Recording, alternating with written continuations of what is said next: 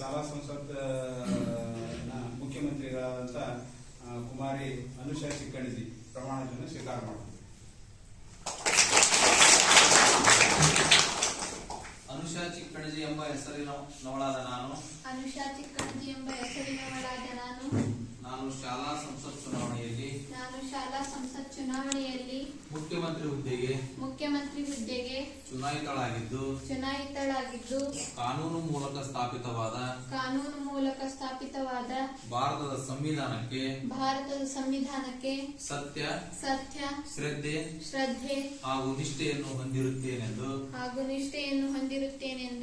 ಶಾಲೆಯ ಸಾರ್ವಭೌಮತ್ವವನ್ನು ಮತ್ತು ಅಖಂಡತೆಯನ್ನು ಎತ್ತಿ ಹಿಡಿಯುತ್ತೇನೆಂದು ಈಗ ನಾನು ಶಾಲೆಯಲ್ಲಿ ಕೈಗೊಳ್ಳಲಿರುವ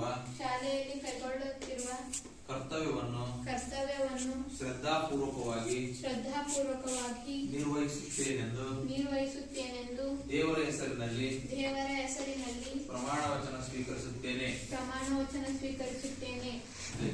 ಜೈ ಹಿಂದ್.